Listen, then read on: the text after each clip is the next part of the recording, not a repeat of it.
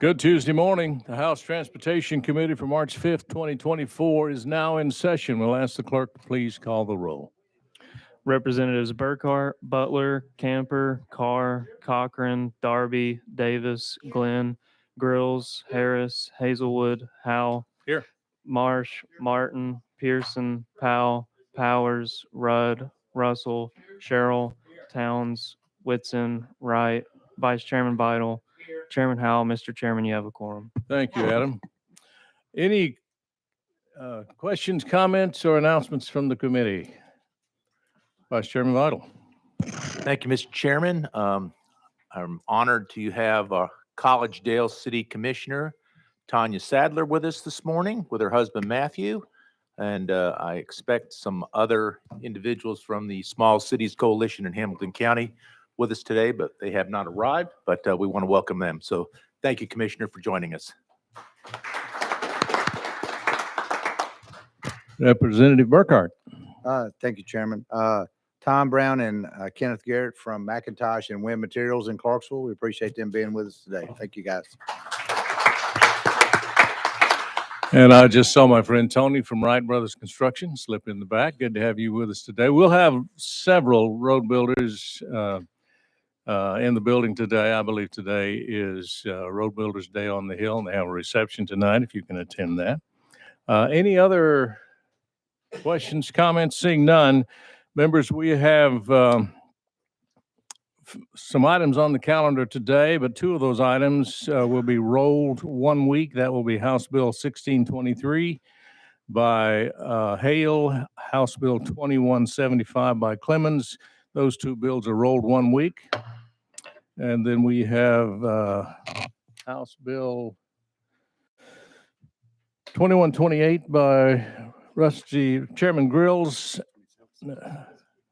I'm dyslexic. It's 2766 being rolled to the heel, and House Bill 2128 by Representative Wright rolled to the heel of today's calendar. With that, brings us to House Bill 170, and that is with Chairman Hawk, and he's with us today. Let's see, I'm dyslexic again. House Bill 140. How did I get a 7 out of a 4? House Bill 140, Chairman Hawk, I have a motion and a second on your bill. You are recognized, sir.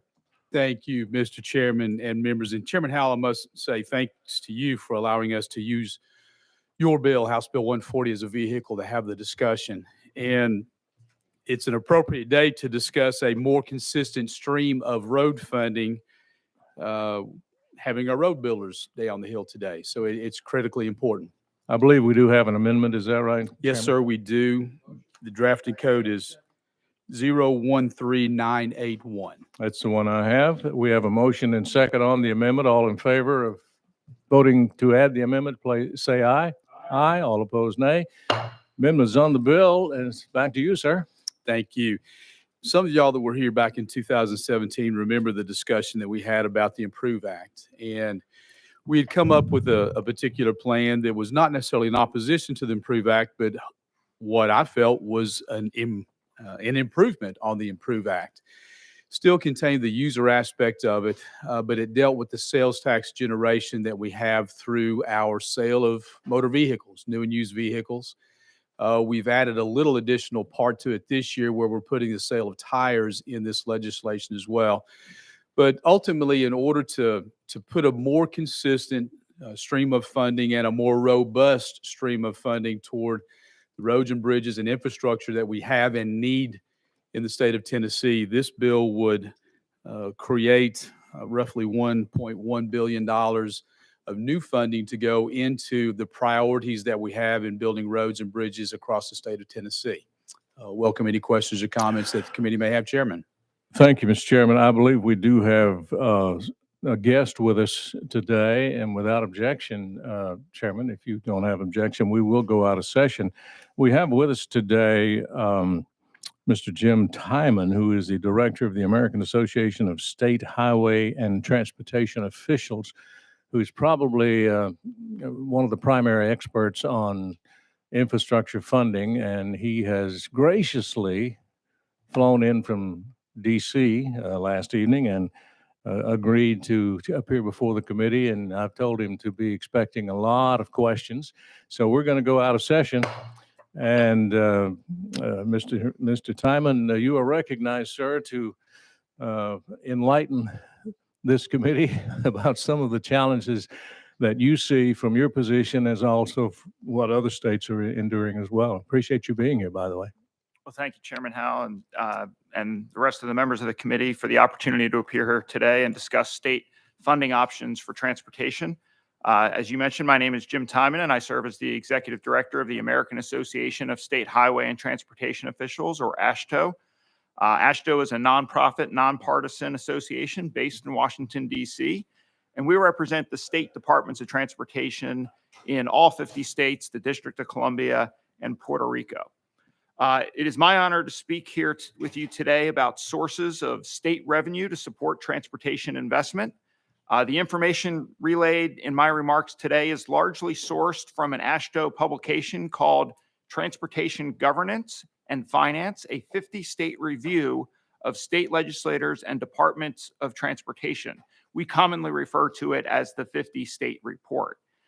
This nationwide compendium is a comprehensive reference tool detailing how all 50 states and the District of Columbia provide and pay for their transportation systems. The report includes information on all transportation funding sources and finance tools that are now in use for every mode of transportation in every state. More than 200 state legislative staff members and state DOT personnel participated in the project's survey research, and the report is an excellent resource for all transportation stakeholders, including state legislators and their staff. In the United States, state governments bear much of the responsibility for transportation systems within their borders. States own and maintain the transportation assets and plan and build new infrastructure and manage billions of federal and state dollars each year. And they work with the federal government, state governments, and local governments as well.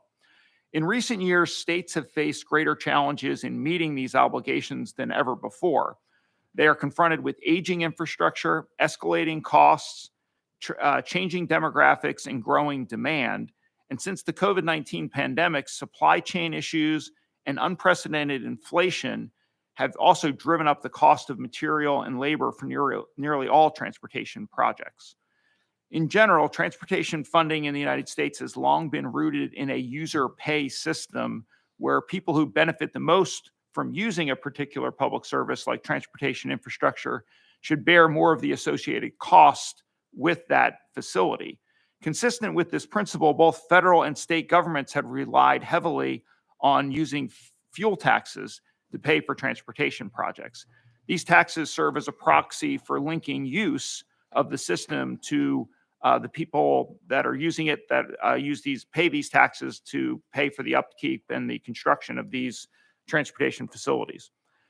Federal funding for transportation projects and programs account for about a quarter of highway and transit spending nationwide. These federal programs are largely funded by the Federal Highway Trust Fund, and this trust fund receives more than 80% of its revenue from federal taxes on gasoline and diesel. However, because the federal fuel taxes have not been raised since 1993 and they have not been adjusted for inflation, their purchasing power has decreased significantly over time. As transportation spending has outpaced the revenue that we collect from a year-to-year standpoint, Congress has had to supplement the Highway Trust Fund with general tax revenue. Since 2008, Congress has had to transfer $275 billion from the general fund revenues into the Highway Trust Fund in order to keep it solvent. The most recent transportation infrastructure bill, the Infrastructure Investment and Jobs Act, had to transfer $118 billion from the general fund to the Highway Trust Fund to keep it solvent for the lifetime of the bill. As a result, today we are spending about 40% more from the Federal Highway Trust Fund than we're bringing in revenue. At the federal level, it's unlikely that Congress will be addressing fuel tax revenues and making that change. Like I said, it's been over 30 years since Congress has increased their fuel tax. But as vehicles have become more fuel efficient and Congress continues to be uninterested in raising the federal gas tax, it's clear that this underlying structural problem where we're spending more than we're bringing in is going to continue into the future. And it's going to cause us to have to look at other sources of revenue to fund our federal transportation programs. At the state level, all states levy a tax on motor fuels, and these taxes serve as the largest single source of state revenue for highway spending. Like the federal fuel tax, many state fuel taxes are a fixed cents per gallon rate. Some states have structured their taxes to automatically adjust based on inflation, usually keyed to the consumer price index. But taxes that are not indexed to inflation have lost significant purchasing power, especially in the last 5 to 10 years.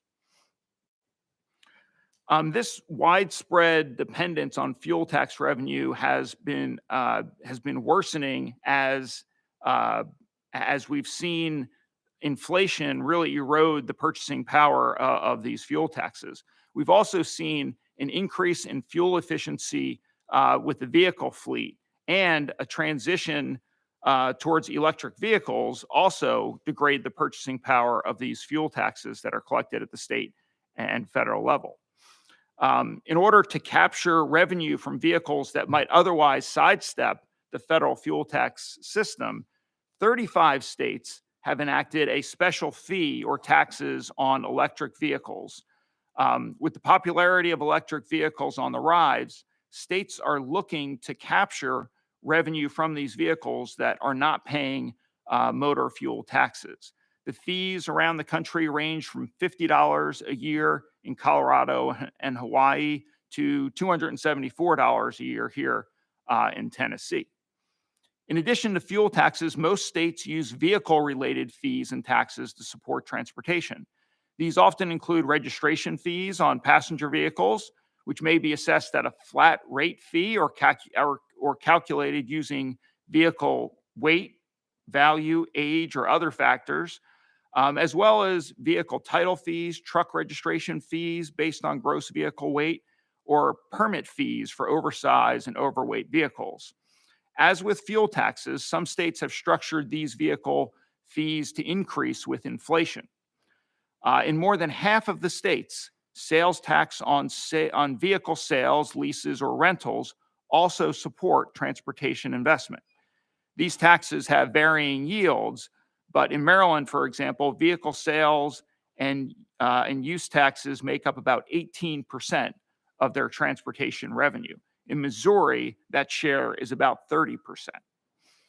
So like the federal government, states have supplemented traditional transportation funding with general tax revenue, either by making legislative appropriations from the general fund on a year-to-year basis, or by dedicating a portion of general taxes to transportation purposes.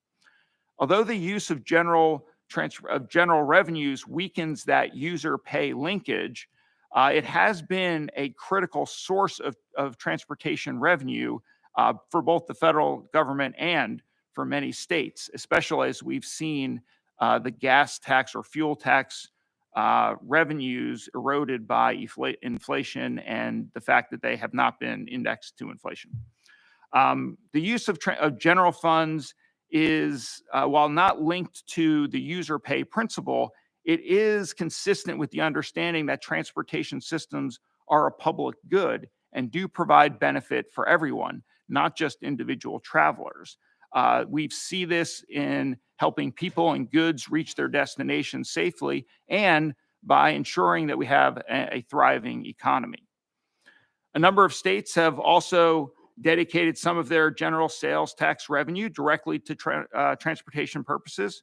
States that allocate a portion of their general sales tax revenue to transportation include Arkansas, Connecticut, Idaho, Illinois, Indiana, Kansas, Massachusetts, Nebraska, New Mexico, Pennsylvania, and Texas. What strikes me about that list there is there's a pretty even split amongst them. There's not a majority there from red states or blue states or purple states. It's pretty evenly divided in in the states that are interested in using general sales tax revenue or sales taxes to help support transportation. Here are a few specific approaches that are taken in states related to sales tax revenue for transportation. In Arkansas, a constitutional amendment was passed in 2020 that made permanent a half-cent sales tax that was dedicated to transportation. In Idaho, state sales tax revenue is transferred to the Transportation Trust Fund, and in 2021, the transfer of sales tax was increased from 1% to 4.5%, with the Idaho Department of Transportation receiving about $80 million a year from that source of revenue. In Nebraska, a sales tax rate of 0.025% is dedicated to highways. And in Utah, a general sales tax percentage is allocated to several different transportation investment trust funds. States have also shown remarkable creativity in the variety of taxes and fees that they're using to support roads and bridges. AASHTO found over 100 such sources of revenue while compiling the 50-state report, including many new or non-traditional sources of revenue, including casino revenues, taxes on cigarettes and alcohol, revenue from outdoor advertising, or taxes and fees on transportation network companies such as Uber and Lyft, as well as revenue from state lotteries. So while none of these fees in their entirety can support a state's transportation needs, they do demonstrate that states are relying on a diverse menu of revenues out there and not just the gas tax as they have traditionally in the past. In closing, I would like to mention that Tennessee is not alone in evaluating how to fund transportation investments in the future. Every state and the federal government is fighting this battle really on two fronts. The cost of projects is getting more expensive every day and eroding the funding levels that we've historically provided. And our revenues just aren't keeping pace. The vehicle fleet is becoming more efficient, and there are more and more electric vehicles out there on a year-to-year basis. So with these two factors of declining or leveling out of our revenues that we collect and the costs of projects going up, we do need to look at options in order to how we're going to fund our transportation infrastructure moving forward. And again, this is something that's being dealt with at every state across the country, as well as at the federal level. Thank you, Mr. Chairman. Thank you, Mr. Timon. Very good information. It sounds like it's an issue that's affecting all 50 states, not just Tennessee. And we are feeling the effects of it here. And you've highlighted all of the issues that Tennessee faces. Declining gas revenue, which, as I mentioned sometime back in this committee, I believe, the 2-cent gas tax that was passed in 1923, 100 years later, served us well for about 95 years. But we've seen inflation and cost of goods and services and labor just skyrocket, and we're seeing a decline in the purchasing power of that gas tax, which that 2 cents in 1923 is now the inflation equivalent of 36 cents, but our gas tax in Tennessee is 26 cents. So we're behind the curve. And I appreciate you highlighting that and helping us to bring it into focus. I know we have questions. If you're available to bear with us for a while, we'll take some questions. I'd like to say also we have our Commissioner of TDOT, Commissioner Butch Ely, has stepped in to join us. Appreciate you being here. And we do have some questions, as I said. So let's, the list started early. So let me go to Vice Chairman Greg Vidal. Thank you, Mr. Chairman, and thank you, guest, for being here. It seems as if we never have enough money for roads, but we always have needs. And I just think across the state, as we've talked the last couple months, as the Modernization Act has come into play, how that money has all kind of been allocated very quickly, and we still have so many more projects and bridges that are desperately needed as Tennessee continues to grow and be attractive to people. What I hear you saying is fuel tax revenue is declining, needs are increasing. We can only tax so much. I don't want to be known as the person who keeps taxing. We do have surpluses, but we need to have a rainy day fund. What are some of the other alternatives? I was recently reading about shifting some of these taxes or revenue sources to other areas, such as maybe a small fee on retail packaging that are delivered. There's wear and tear by lots of delivery trucks going house to house in neighborhoods, impacts municipalities. Tell me something about that, because I hear that like Minnesota has been doing something like that and has raised almost $100 million at 25 to 50 cents a package. So Thank you. as we've seen the popularity of home delivery for packages increase, there are some states and the federal government that are considering essentially a fee on package delivery as a source of revenue to support transportation. I don't have the exact revenue, the numbers that Minnesota is collecting with that fee, but it is something that's being considered not only in the states, but it's also been something that's been considered at the federal level. So that is certainly an option. It's, again, I would list that as under one of the more creative options that are out there, and not your more traditional ones that are tied to, fuel taxes or the vehicle itself, but more on a service that's being provided that's utilizing the transportation network. Follow up?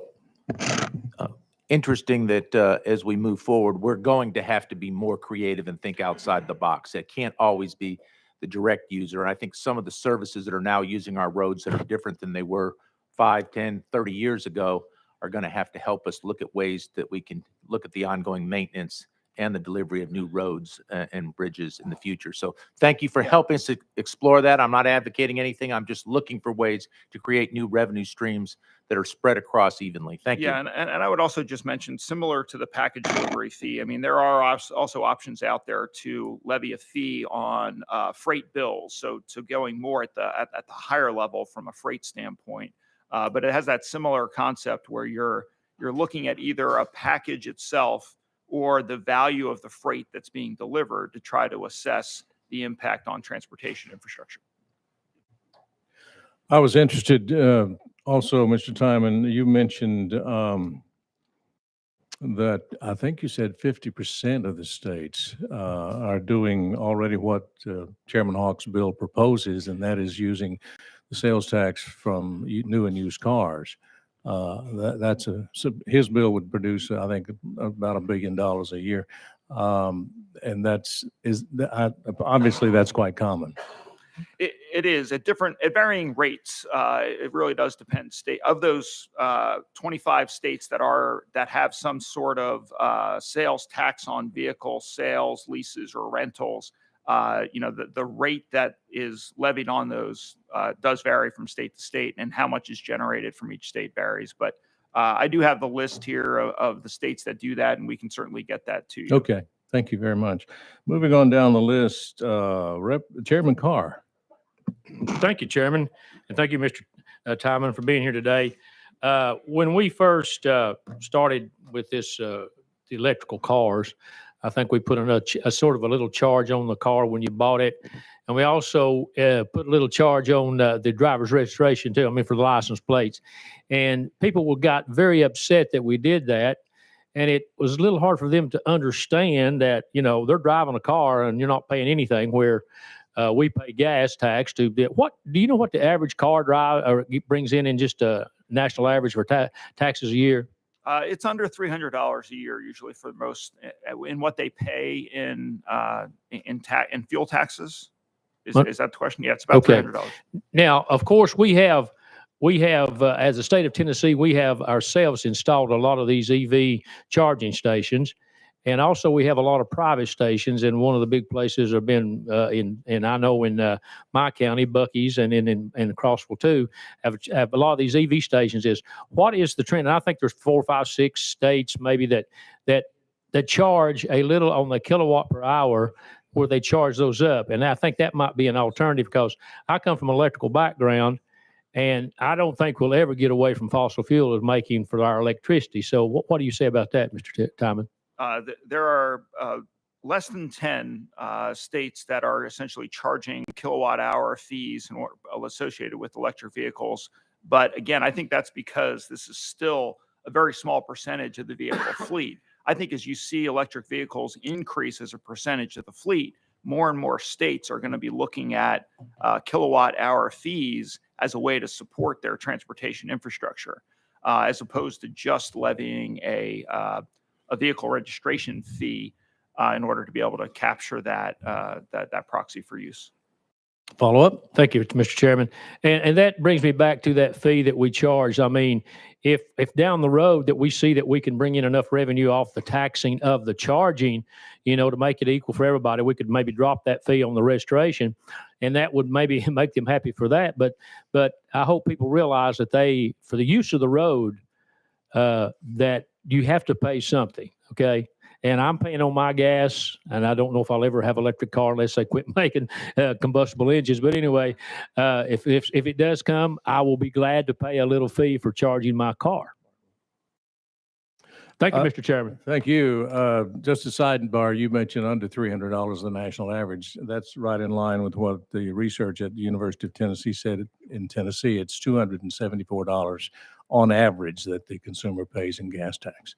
So I'm glad that we're at least average in Tennessee.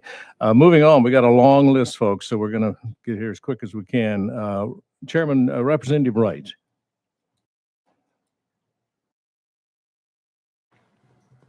You're recognized. Thank you, Mr. Chairman. First, I have to present a disclaimer. Something was mentioned in the introductions of the Wright brothers. I am a Wright brother, but not in road building. It's in aviation. And I'll have to say that every time that Wright brothers are mentioned. Mr. Timon, you gave a term there earlier, and it's a big term, transportation network companies, but then you sort of defined it by saying Lyft or Uber. So give me some models and what the extent of those companies could be in supporting the infrastructure that they use. We're seeing it more for localities that are charging a fee per ride, and then taking that revenue that's generated and reinvesting that in the locality's infrastructure. We haven't seen that much at the state level, where they're saying that every time you get in an Uber or a Lyft, that you're going to charge, say, 50 cents or $1 per ride, and then dedicate that to the state's transportation fund. But we are seeing that more and more at the local level now as an option.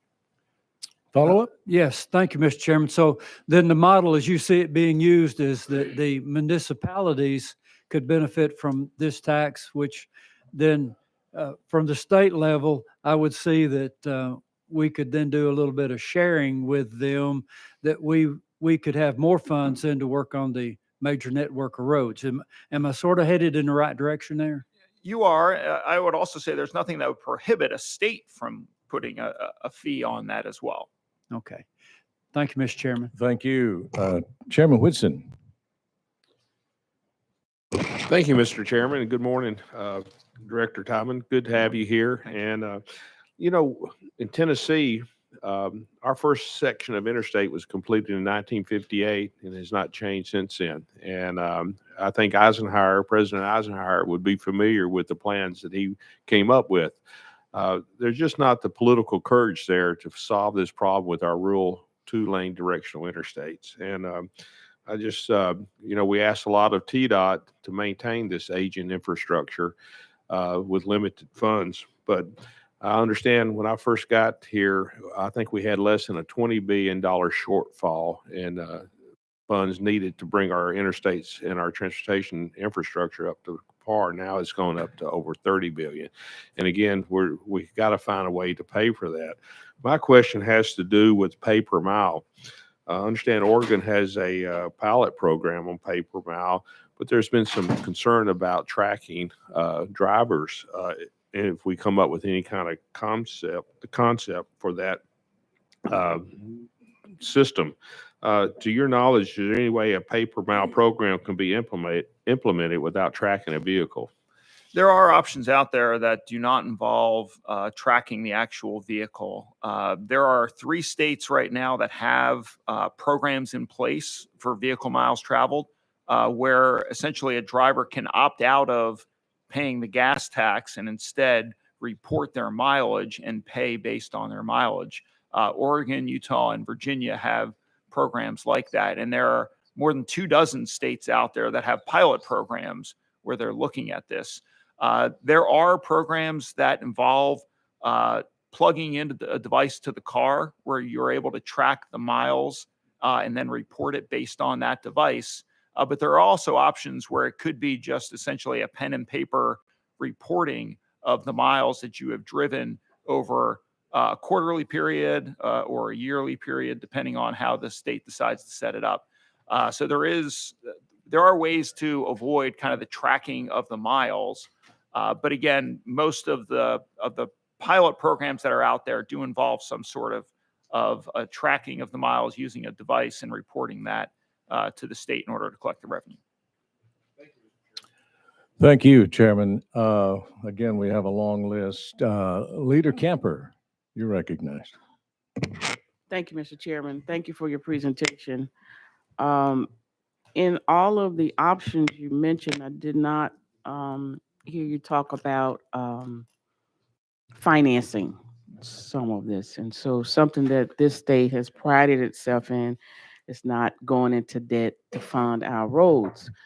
Although I think that's a viable option with respect to the great credit rating we have. We could really get a good rate. We've been very fiscally responsible where we've been able to pay debt off earlier and save money. So I do think that's a viable option that we've decided we wouldn't go against the grain to do. Can you talk to us about some states who have used that as a financing as a mechanism to fund their roads and the impact that's had? Could you enlighten us on that? Sure. Nearly all states in the country do use some type of debt financing in order to pay for their transportation infrastructure, whether it's through bonding or participating in loan programs.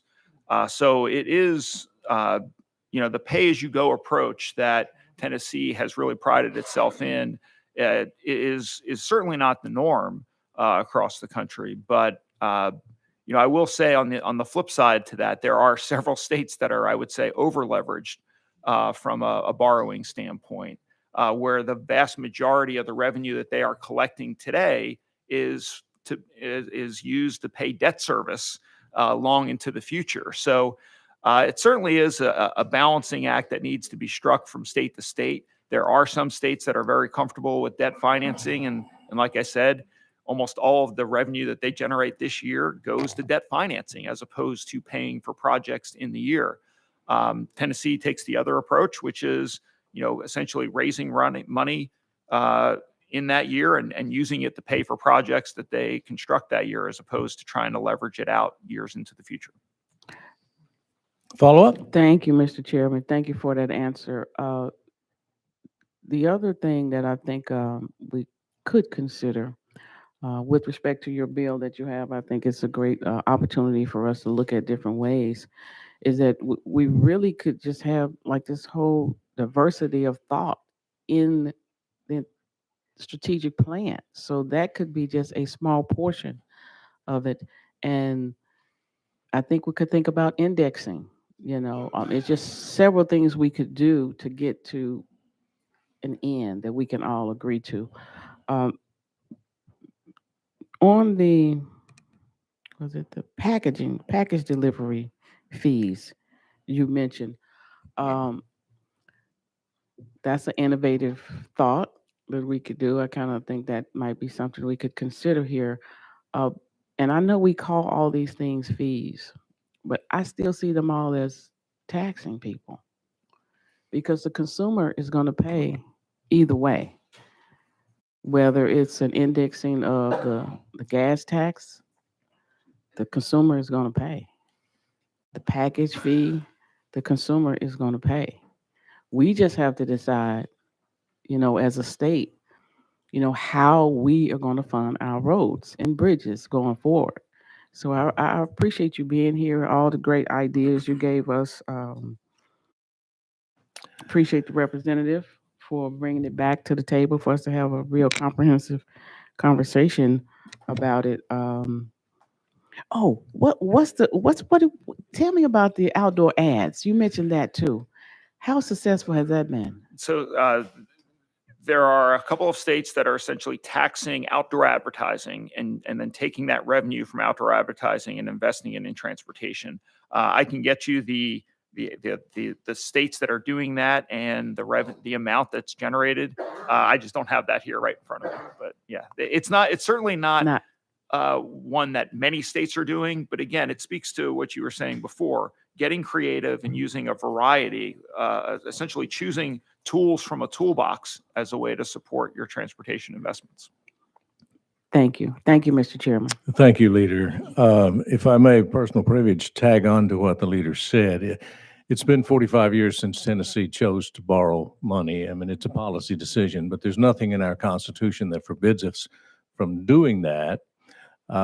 It's interesting to me, Commissioner and I were having a conversation recently. The Nebraska Constitution says they cannot borrow money to build roads. That's in their Constitution, but they found a creative way. If you are aware of that, can you explain that to the committee? I am not. I'm aware that they do have a provision in their constitution that prohibits them from doing that. I'm also aware that they have found a workaround. I'm just not familiar with Yeah. exactly what it It is. sounded interesting to me, the way that they do it, and it might be something that we could creatively tweak and use here in Tennessee. If you run across that information, I'd love to Absolutely. hear it. We're back on our list now. Chairman Grills. Thank you, Mr. Chairman. Thank you so much for being here. It's just very intriguing. Somebody's tapping me on the shoulder and saying, come here. I don't know what I'm supposed to do. Okay. But anyhow, we'll get there in a second. But just thank you so much for being here. But do you see, we talked about the unprecedented rise in labor costs, material costs, and things of that nature. Do you feel like we've actually plateaued and maybe we're going to see a leveling off or maybe even a downward trend, or should we expect, more or higher prices as we move forward? We definitely have leveled off since what we saw a couple of years ago. And in some components of construction projects have decreased.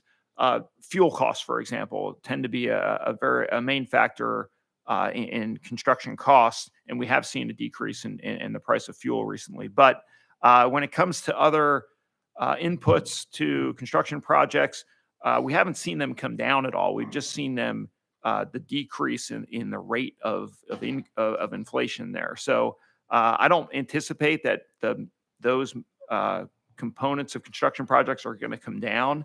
Fuel is the one that's most volatile when it comes to rises and decreases. But when you're looking at other ones, whether it's aggregate, lumber, asphalt, concrete, that tends to go up and then stay up. You're not going to see that decrease. I just think that we've seen a plateau.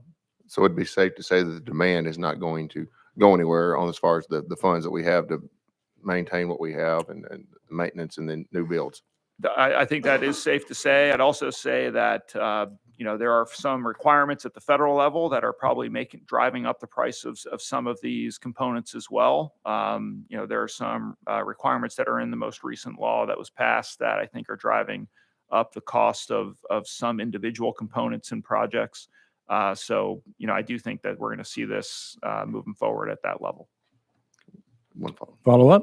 Thank you, Mr. Chairman. And across the states and the different funding mechanisms that they have, whether it's some of these, the package fees or this tax or that tax or another fee, what have you seen that's been the most consistent source of income and takes the variables out of it? So whenever it's originally put into place, it actually produced what it said it was going to produce across the different states that you've been looking at. Well, fuel tax revenues still are the number one source of revenue across every state and the most consistent source of revenue. The issue has been that we're not seeing the level of increase in that revenue from fuel taxes as we've seen in the past. Even when states and the federal government haven't increased the fuel tax rates, we've seen an increase in vehicle miles traveled that have caused the total yield from fuel tax revenues to increase. But again, that seems to be leveling off as well. So if we're not going to increase the rate for these fuel taxes, then we're going to continue to bring in about the same amount of revenue from fuel taxes, or see a decrease as the fleet becomes more fuel efficient. Follow up. Okay, this will be my last follow-up. I'm pretty sure.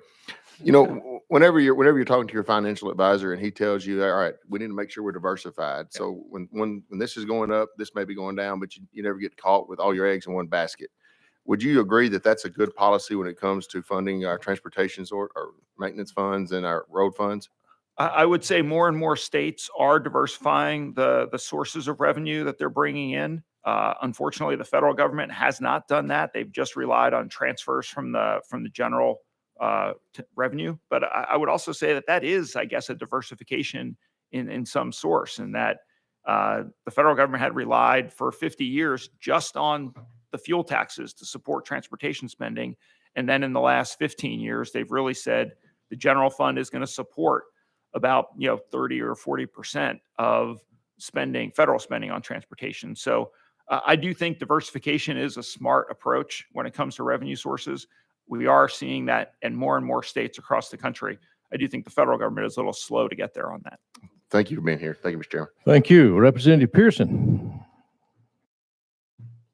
Thank you, Chairman, and thank you, committee, for the discussion and conversation. I mean, I've had a situation or several situations where folks who do have electric vehicles have sort of complained about the higher fees they have relative to folks who have gas. And so understanding the need for diversification and lessening the burden in ways that we can in an equitable way for all of our constituents is just extraordinarily important.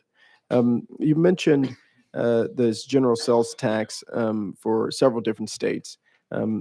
We, right now in our state, we do not have an income tax. Have you seen that being used or resources from an income tax being used to help support transportation in any states? To the extent that income taxes are go into general revenue for a state, then yes, in that it's a general revenue source, and then the state dedicates either a flat amount or a percentage of the general revenue that's generated from a state and uses it for transportation.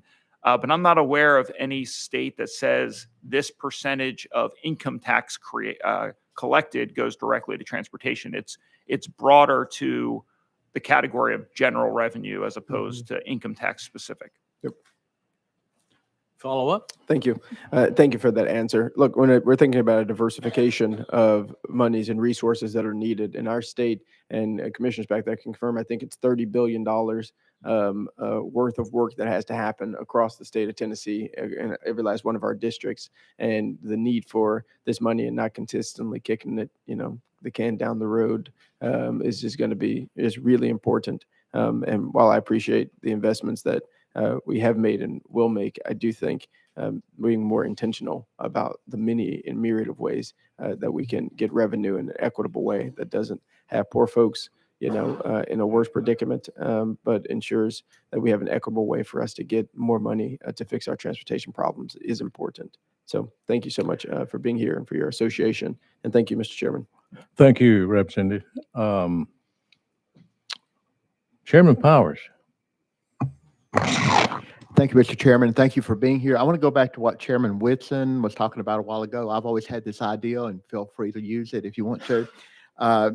But going back by mile and paying per mile, you think about little granny that only drives to the church and maybe to the store once a week, and we don't want to put a tax on her that would be equivalent to somebody that's driving every day. So why can we not, or is there a way to charge on tires? Because tires actually, and that way we don't have to keep up and monitor anything. But if we put a tax on tires, because I'm buying a set of tires every year because of driving a lot, but little granny out there that, wouldn't have to buy a set of tires every 7 or 8 years probably. So why can't we do that? Because that's more of a per mile type usage. Sure. I mean, a tax on tires would be a proxy for use, the same way that a tax on fuel is. There are some states that tax tire sales and then use that to support transportation investments. And at the federal level, we tax truck tires and then use that to use that revenue to deposit into the Federal Highway Trust Fund, which is then used for transportation projects. At the federal level, we don't tax passenger tires, but we do have that example of it working for, this has been around for 40 or 50 years where we've taxed truck tires. And I think it's just more of a per mile, equal tax for everybody that, because of the usage of it. But that's just an idea. All right. Yep, Thank you for being here. Thank you, Chairman. Representative Towns. Mr. Chairman, thank you. Thank you as well, sir, for your presentation. A couple of things come to mind is that when the gasoline tax decreases, it's been doing this for a little while. So obviously we would have had to have done something, whether we had electric cars or not, because it's just going that way. The markets have changed. I mean, inventions and creativity, new stuff is just coming online. But what would happen, a couple of things, what would happen if gasoline car tax $250, $75 a year, and if you get a electric car, it's the same thing. It's the same tax because it's transportation. So would you, I don't know if you run the algorithm or the configuration on that or not, but you wouldn't lose the money because it's 1-for-1 swap. Okay. And if you haven't, or if somebody's running, I'd love to see those numbers as a way to recoup the money that inevitably we're going to see decrease. That's one thing. The second thing is this, is that there has to be a mixture of, as some have alluded to, financial, jujitsu, combination, jigsaw puzzling. Because one thing, you can't just rely on one thing today. I don't see how it's possible because the volume of money and revenue that you need is so great. You got to have a lot of money to do a mile of road or do all this stuff. It costs a lot of money, a ton of dough to do it. So you got to figure out how to get a ton of dough a little bit at a time from everybody. And it adds up. Okay. Half a penny adds up. A penny, $1 billion in Tennessee when you go up. So, and a lot of our people today they're transacting business where? Over the internet. A lot of the volume is going over the internet. Billions of dollars are going over the internet. And that's not going to go anywhere. COVID helped to accelerate that, and it's not going to go anywhere. And I don't know if we're looking at that or any states are looking at that to generate revenue for transportation, other things as well. Okay. And if it is, I'd love to know about that as well. Those are two things. And to colleagues in Tennessee, I don't think borrowing money is ever any good. Borrowing money is just not good. It's going to cost you later and longer. You're going to go and stay longer than you wanted to stay when you're borrowing money, and you're going to pay for it more. It's just not a good idea. If we can pay for it up front, the end payer, which is the state, the citizens, we'll end up paying less money for it if we don't have to borrow money. If we can figure out a way of paying for it as we've done in the past as we go. And there's so many, I think, configurations that we can come up with, economic configurations that allow us to get the money, but we got to sit down. We can't do it in a meeting like this. You got to sit down, and it's like putting a puzzle together and see what's going to be the best for Tennessee or whatever state you're involved in. But those two that I gave you, 1-for-1 swap and the internet sales, I'd love to hear your thoughts on it. So on the essentially swap out to an annual fee for all cars as opposed to just electric vehicles, that's certainly an option that that can be looked at. I'm not aware of any states that have moved in that direction. One of the things that people have pushed back on with an annual fee is that it means that you're paying that all at one shot, as opposed to when you pay for the fuel tax over the course of the year, you're paying it every time you go to the pump. It's a few cents every time you fill up. As opposed to having to write that check for $300 once a year. You're paying it a nickel, a dime, a quarter at a time, and that it's easier to be able to do that. The other thing I'll say is that the gas tax or taxes on fuel are a very efficient collection mechanism, because at the end of the day, you're not really collecting it from individuals, right? You're collecting it most of the time. You're collecting at the rack, right, where it's distributed to filling stations as opposed to each individual filling station. if you're going to go to some type of an individual approach, you're relying on each individual to collect that from, and it's less efficient than, say, having to collect it at fuel taxes at the rack. I am not aware of any states that are looking at or utilizing an internet sales tax, but to the extent that states tax products that are purchased on the internet and then utilize general revenue to support transportation, it's an indirect way of capturing some of that revenue. Thank you, sir. We're getting close to the end. Representative Martin. Thank you, Mr. Chairman, and thank you for being here. The chairman mentioned a moment ago that when Tennessee 100 years ago was only 2 cents, and I think most people think about taxes for highway pretty much for decades having been limited to fuel tax. That'd be a true statement, I presume. I'm sorry, say that again. It's That most people would think that for decades that it was just fuel, and what you're talking about is all different kinds of ways. That's really kind of a new development. it is a new development, yes, sir. So we're looking at, and as Leader Camper said, these fees are taxes. So they're new revenue streams. So I guess my question for you is this, because you deal with all 50 states, what would be the state that has the least amount of revenue streams? And what would be the state that has the most, and what would those be? That's a great question. I do not know that off the top of my head. I do know that there are several states that just have a handful of revenue streams. It's just your traditional fuel taxes and maybe vehicle fees that contribute to that. But we're seeing more and more states that are looking to diversify their revenue streams and add other sources that are non-traditional, or states that, again, are just relying on annual appropriations from state legislators from their general fund into their transportation trust funds, or just to transportation spending from the general fund. Follow up? So what would be a state or two that would have numerous revenue streams already in place right now? Well, I think somebody had mentioned Minnesota earlier. As I'm looking through here, I can tell you that they're an example of a state that has, that they have their fuel taxes are indexed to inflation, or they're variable. They also charge EV registration fees. So that's another example. Pretty much every map I'm looking at here that has a different option, I see Minnesota as one of those states that has that. They also transfer general fund revenue. We talked about the package fee as well as an option there. So that's one I would say that's got several different options, diverse revenue streams. So those are 4 different streams that I heard you mention, but would they have others as well? I'm sure they would. I just don't have that information here in front of me. Thank you. Thank you. Members, we have to get out of here by 9 a.m., which is 5 minutes away, and we have to go back to the bill. So let's go to our last one is Representative Glenn.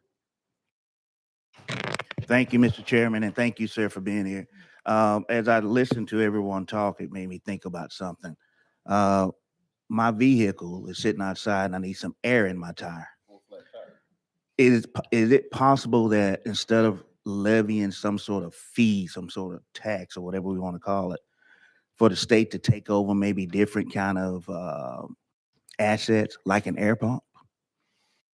I'm not aware of any states that have looked into that. Really? Yeah. Interesting. Okay, thank you. Thank you, Mr. Chairman. Thank you. Mr. Timon, thank you so much. I think it's clear that you have certainly stimulated a lot of thinking among the committee members, and that was the purpose of today's hearing. I appreciate you coming, taking your time away from your office in D.C., and thank you so much for your input here today. We're so glad to have you. Thank you. Thank you for the invitation. I appreciate it. We're going to go back into session, and first of all, I'm going to represent Representative Vice Chairman Vital. I believe he's got something to say. Thank you, Mr. Chairman. I just want to recognize 2 special people that have come in since the committee started. The Mayor of Collegedale, Morty Lloyd, and our our city manager, Waylon Hines. We appreciate both of you being here, and I would just say on behalf of the whole Collegedale delegation here, we appreciate TDOT's time and energy on an important project called State Route 317 in the middle of our district. Thank you. Chair Whitson. Thank you very much. We have a question on the bill. Any discussion? Any objection? We are then voting on House Bill 140. All in favor, say aye. Aye. All opposed, nay. Ayes have it. Your bill goes to finance, sir. Thank you, Chairman you and so members, very much. much. Appreciate the Appreciate discussion. that. We are out of time. We've got a couple of bills rolled to the hill, but I don't really believe we have time to hear those, so we'll roll those to the calendar of next week. And if I'll hear a motion, we will adjourn.